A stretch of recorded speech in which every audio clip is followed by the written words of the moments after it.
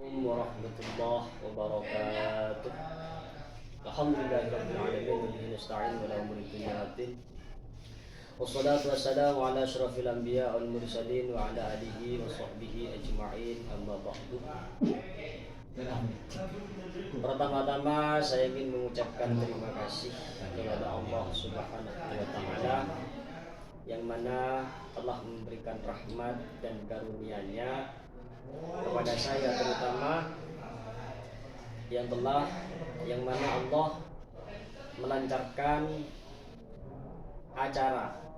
melancarkan tugas presentasi yang diberikan oleh dosen pembimbing bimbingan konseling Islam. Yang kedua, selawat ma'assalam saya haturkan kepada Nabi kita Muhammad sallallahu alaihi wasallam yang mana telah membimbing kita dari kegelapan menuju cahaya terang benderang dunia ini. Yang ketiga, saya tidak pernah lupa mengucapkan terima kasih kepada pihak perkuliahan yang telah memberikan kesempatan, yang telah memberikan dorongan, dukungan kepada saya, terutama kepada pembimbing bimbingan konseling Islam, yakni Ibu Nihna atau A Rosvalia MPD, yang sangat saya muliakan dan sangat saya hormati. Pada kesempatan malam ini saya akan mempresentasikan tentang fungsi dan tujuan bimbingan konseling Islam. Apa sih fungsi dan apa tujuannya bimbingan konseling Islam? Konselor wajib tahu ya. Sebelum membahas tentang fungsi dan tujuan, mari pahami terlebih dahulu apa itu bimbingan konseling Islam. Menurut Thohirin, mengartikan bimbingan konseling Islam ini sebagai suatu proses pemberian bantuan terhadap seseorang agar menyadari kembali eksistensinya sebagai makhluk Allah yang seharusnya hidup selaras dengan ketentuan dan petunjuk Allah, sehingga ia dapat mencapai kebahagiaan di dunia dan di akhirat. Jadi itu definisi atau pengertian dari bimbingan dan konseling Islam menurut Thohirin. Memasuki pembahasan tentang fungsi dari bimbingan konseling Islam. Fungsi bimbingan konseling Islam ini dapat dirumuskan menjadi 5. Yang pertama yakni fungsi preventif, yang kedua fungsi kuratif, yang ketiga fungsi preventif, yang keempat fungsi developmental, yang kelima fungsi advokasi. Fungsi preventif adalah membantu individu atau klien menjaga atau mencegah timbulnya masalah dirinya. Yang kedua, fungsi kuratif ialah membantu individu memecahkan masalah yang sedang dihadapi atau yang sedang dialami oleh klien. Yang ketiga, fungsi preventif, yakni membantu individu menjaga agar situasi atau kondisi yang semula tidak baik itu menjadi baik. Yang keempat, fungsi developmental, yakni membantu individu memelihara dan mengembangkan situasi dan kondisi yang telah baik agar tetap baik dan menjadi lebih baik, sehingga tidak mungkin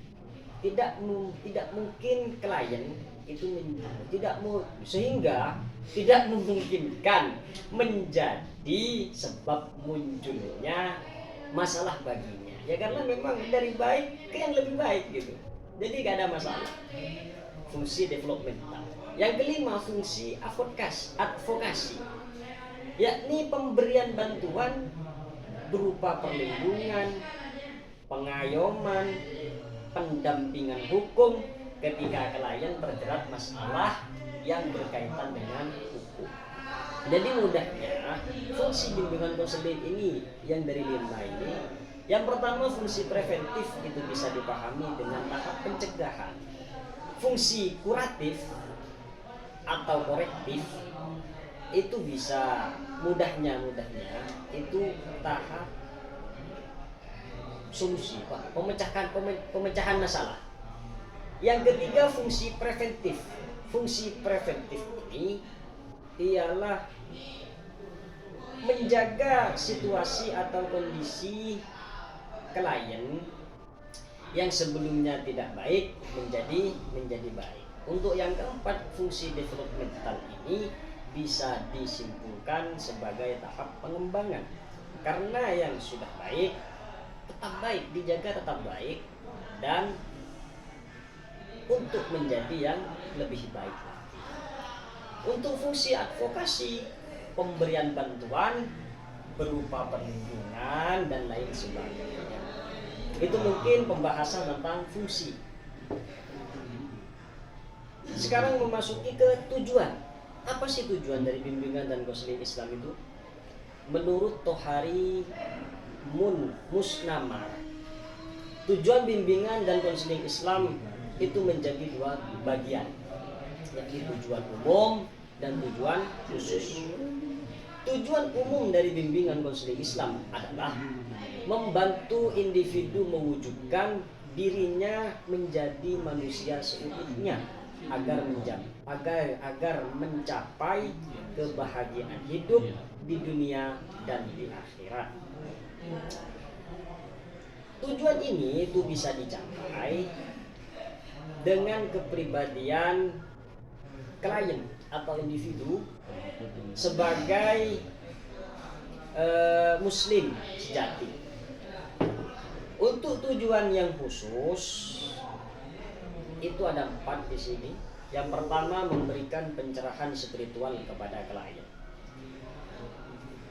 Bimbingan ini atau tujuan ini itu dapat memperdalam pengertian klien tentang ajaran Islam dan merasakan kedekatan yang lebih dalam dengan Allah.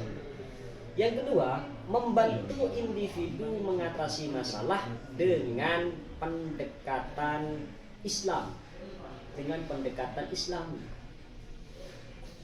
Jadi, bimbingan ini ketika klien terkena suatu masalah, maka konselor itu memberikan pemecahan masalah, solusi sesuai dengan prinsip-prinsip agama.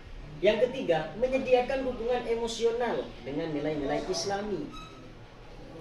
Sehingga tujuan ini diutarakan oleh konselor sehingga membuat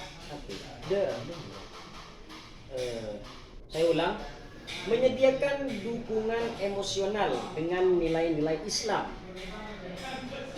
Bimbingan konseling ini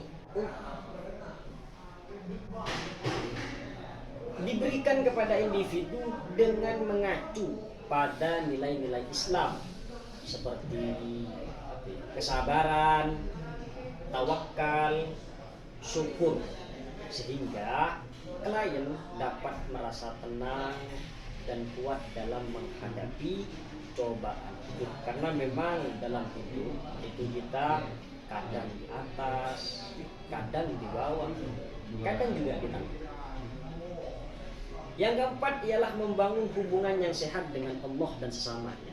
Ini bisa dipaham dengan perkataan itu, hablum minallah dan hablum minan nas. Kalau sudah 4 ini terpenuhi semua, tujuan khususnya sudah tercapai, maka ia akan mencapai ke tujuan umum, yang mana tujuan umum itu menjadikan klien sebagai manusia seutuhnya sehingga nanti klien mencapai kebahagiaan di dunia dan di akhirat.